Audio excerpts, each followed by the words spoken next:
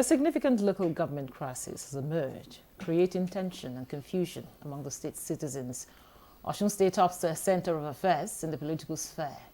The heart of the crisis lies in the local government councils, where there have been disputes over governance structures, especially regarding elected officials versus appointed caretakers. The crisis has resulted to some fatalities, with the security operatives calling for calm and assuring the citizens of a proper investigation into the issues. The security operatives in the state promised to apprehend the perpetrators of the crisis. With crisis rocking the political landscape of OSUN State, what impact will this have on our democracy? And what is the way forward? Thanks for joining us. I am Eucharia Clinton.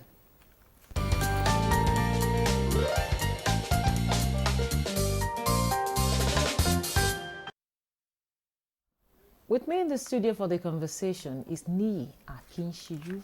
He's a public affairs analyst. You're welcome to Nigeria today. Thanks so much. It's a privilege to be here. Now, Niyi, we'll just start from what is your perception? Of course, you are from that part of the of the country, so of course you know better than anybody what is going on there. So, what is your perception of the whole OSUN crisis? Yeah, I think sincerely for me, it's a bemoaning time, or should be a bemoaning time for Nigeria, especially those of us people that were involved in the struggle for democracy. And I can also count myself as one of those. The vision, the allure of democracy was a guarantee of peace, a guarantee of the existence of the other fellow, the rights of expression, guarantees of freedoms, guarantees of rights, and all that. So when you are a follower of democracy, when you are convicted on the values and principles of democracy, you tend to have an idealistic perception of how society should be managed. And of course, we have been experiencing this. We have evolved since 1999.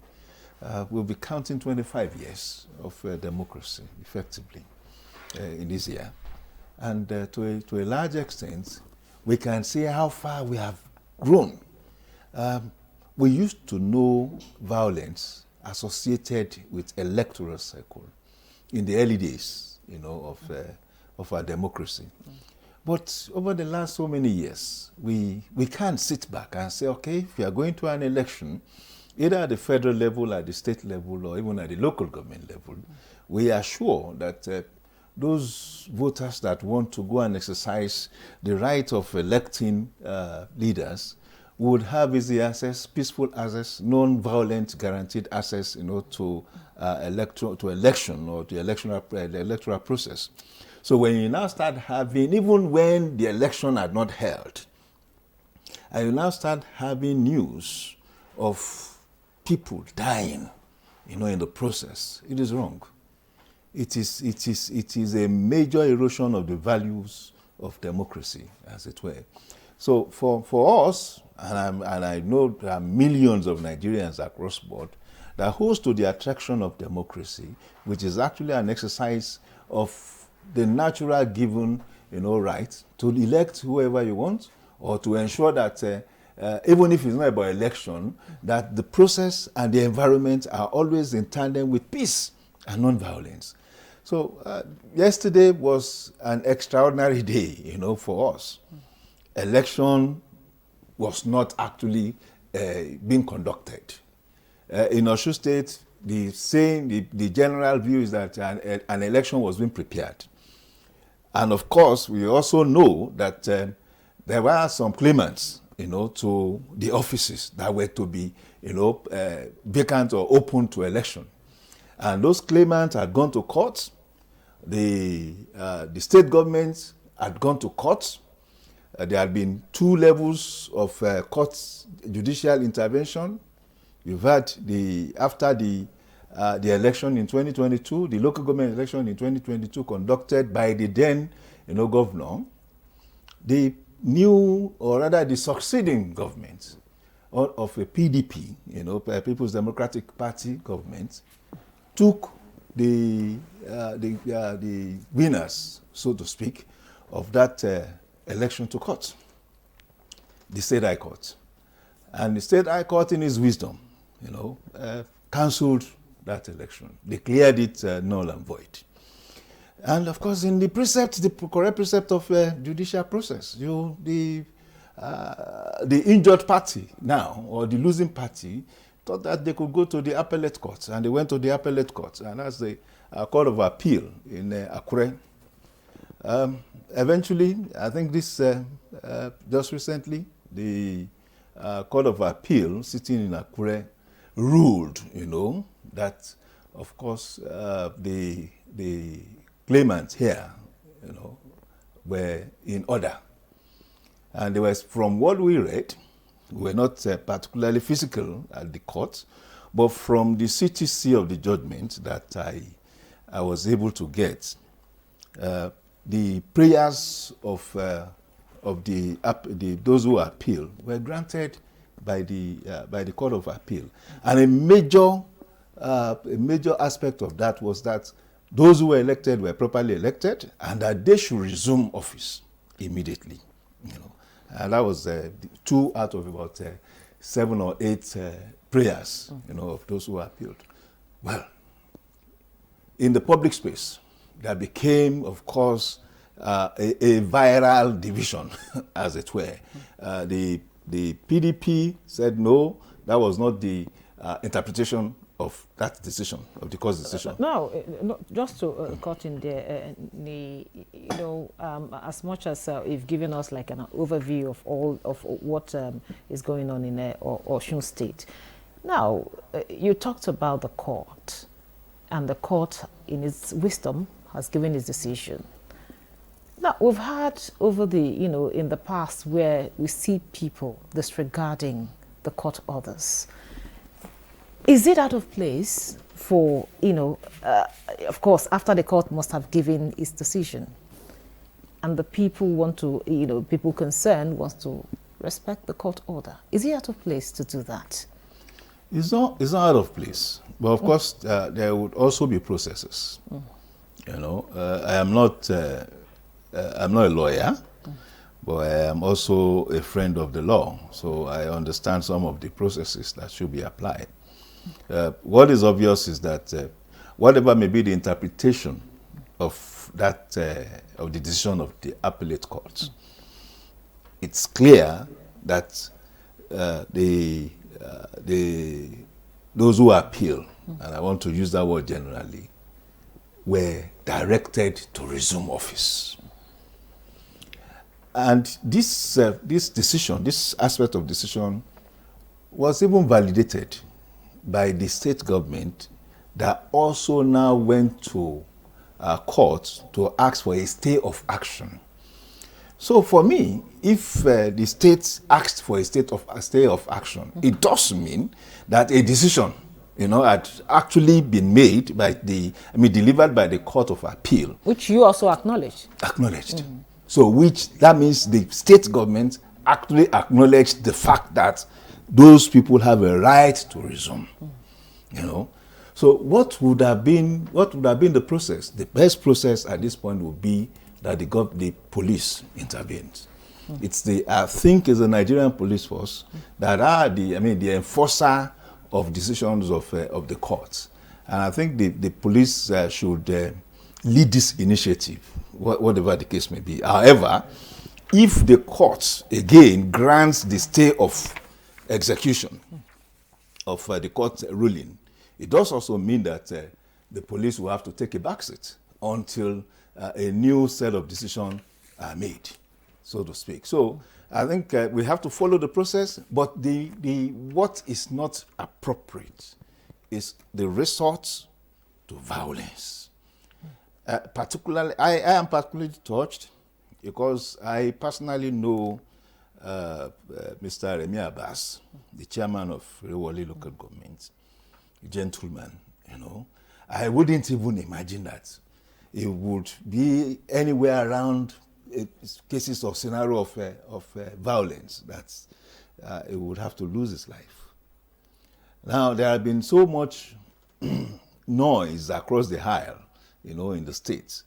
We hear of about 6 deaths, so many injured, but up till now, we have not been able to put name to the faces of those 6, except Remy, who was the chairman of Irewale local government and is an APC person. So for me, it would appear that the aggressor, would be the PDP. I'm not running. We don't know that yet. No, I'm not running. I'm not running conclusion. But this is the person I know, and in all this is the person we know that had lost his life, had paid the supreme price. Okay, having said that, our heart goes to those that lost their lives in this crisis. Now, back to the issues, the crisis and all. Now, how will this affect the local government? In fact, talking about the grassroots level, the local government administration. It's also unfortunate because the strong advocacy for the relevance and the strength of the local government just been addressed by the federal government, and thankfully helped by the rulings of the ruling of the Supreme Court, directing that funding, local government allocation should go to them direct, because that had been a major emasculating factor, that laid the local government prostrate in terms of how they service the third tier of governance. And of course, everybody would understand the clear sensibility of the role of local government in the hierarchy of governance. That is the nearest organ of government or level of government to the people, and that's where they can relate with. And of course, an understanding of democracy, the appreciation of democracy by Nigerians are better felt at that level. It is how democracy is practiced at that level that the average Nigerian at that level also appreciates democracy and is attracted to democracy. Attraction to democracy translates to the fact that it leads to conviction and a readiness to protect, democracy within his or her own vicinity at that level.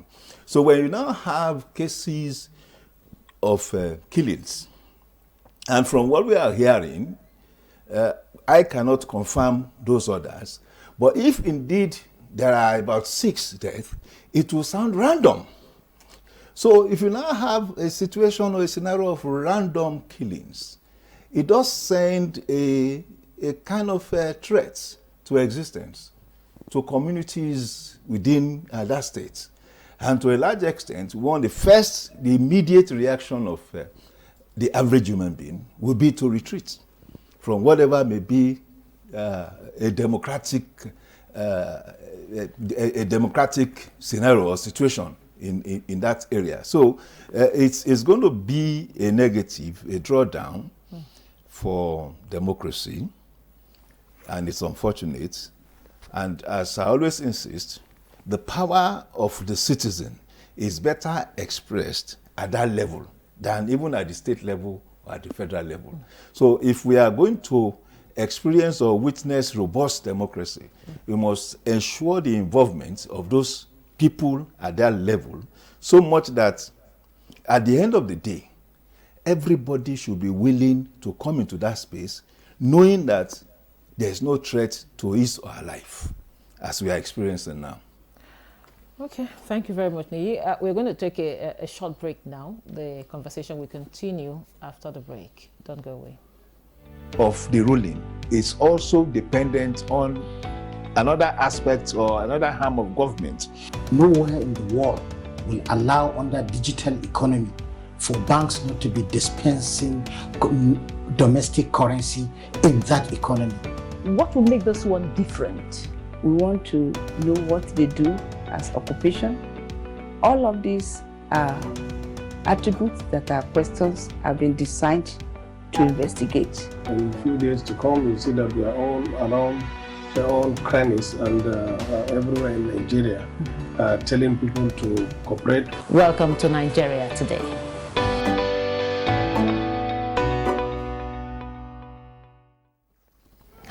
Welcome back. This is still Nigeria Today, and we're looking at the local government crisis in Osun State. And of course, we have here in the studio a public affairs analyst, Ni Akinshiju. Now, of course, we've talked so much about the issues. Now, Ni, talk to us. How can these issues be resolved from your own opinion, looking at the whole the landscape, the political landscape in Osun State? Of course, you know it better than some other persons. So how do you think we can go the way forward here? It's simple. It's just respect for the rule of law. You see, the intervention of the legal or the justice system is not impulsive. It's processed. It's systemic. So when there is a clash, or when there are established differences between 2-3 parties, the judiciary is there as arbiter, to intervene as arbiters. And in this case, the 2 parties have submitted themselves to the judicial process. So why don't they allow the judicial process, to process and of course to deliver on the objective, in resolving the crisis, as it were. It is unfortunate that by whatever means, whichever of the parties that resorted to violence had eroded, basic humanity. And that is what we need to start understanding. We need to start appreciating the value of life. No matter how small, how little that life may be on the social scale, because sometimes we just align our understanding of value of life to the position of people on the social scale or on the social hierarchy. That is unfortunate. The value of life, either to a young person, to an old person, to a poor person, to a rich person, is the same. And therefore, and of course, that is also reflected in our democracy, which gives one vote to one person. And it does mean that in the face of democracy, every individual is equal by the manifestation and the crystallization of the power given to you as a human being within that environment. So, and a major intervener in the process of democracy is the judicial process, because there is the understanding that at every point in time there will always be differences between 2 or more parties that are involved in the democratic experience. So to a large extent, when you surrender yourself, you submit yourself to the to the judicial process, you allow it to play itself out. And we're at the appellate level now, the appeal courts. You still have the Supreme Court, I think.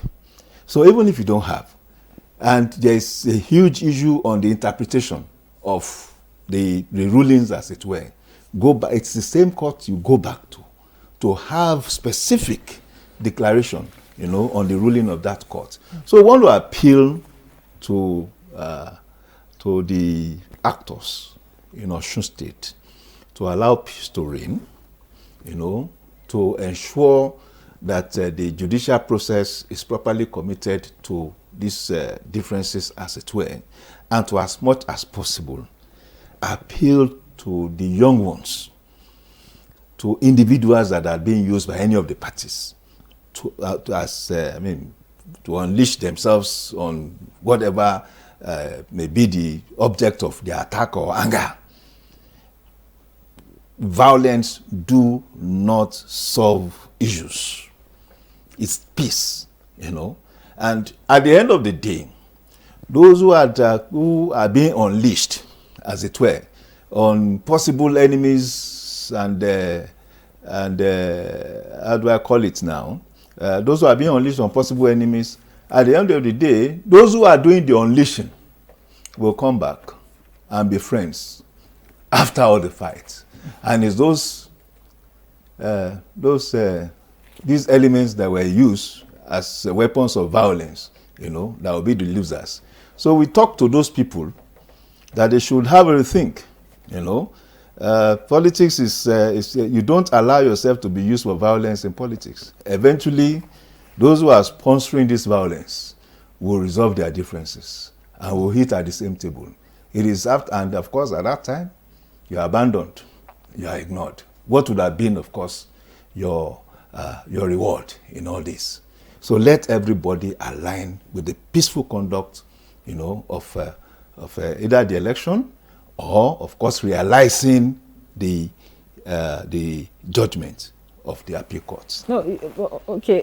You've talked about what probably the politicians should do to ensure that everybody should, of course, all hands must be on deck to ensure that there's peace. But then, what would be the specific role of the traditional rulers, the civil society group here?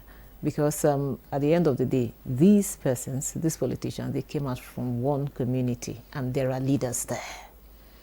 Yeah, well, unfortunately, the structure, the political structure we have not given traditional rulers much influence.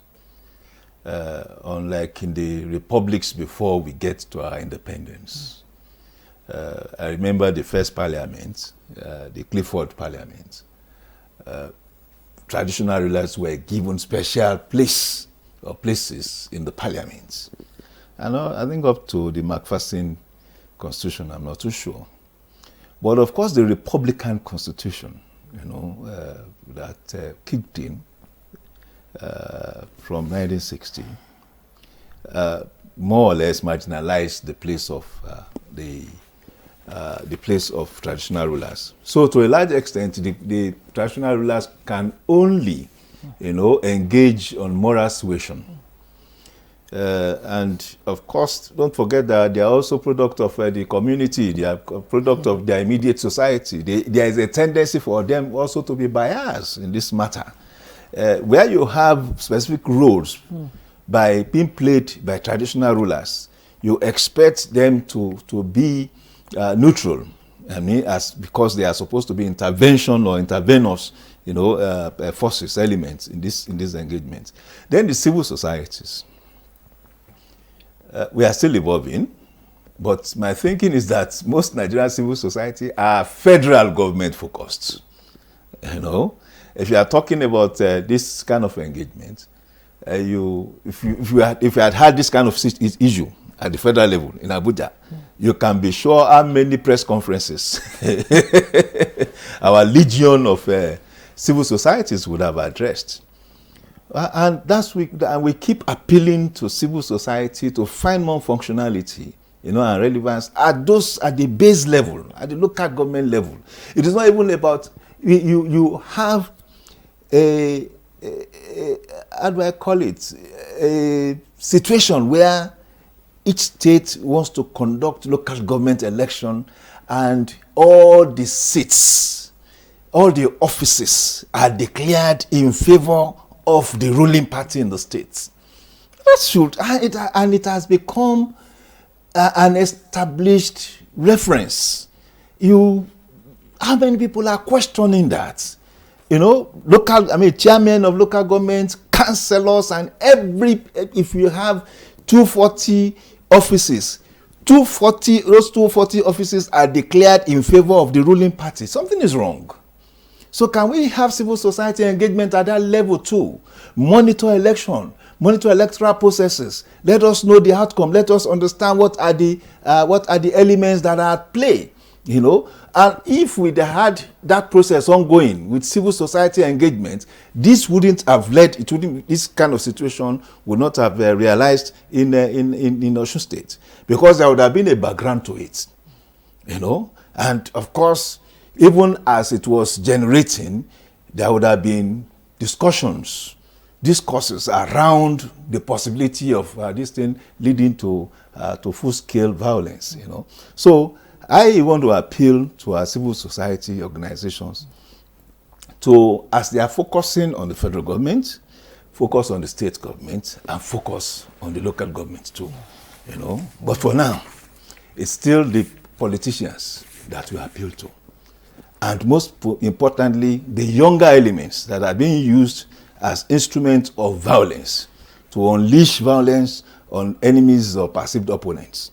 So let us understand the value of life. And we are coming from that principle and that philosophy. We'll be able to respect ourselves and respect what the essence of living means. Thank you very much, Ni Akinshiju, a public affairs analyst. Thank you for your time Pleasure and your contribution. And thank you for being part of the program. I'm Ikaria Clinton. Goodbye.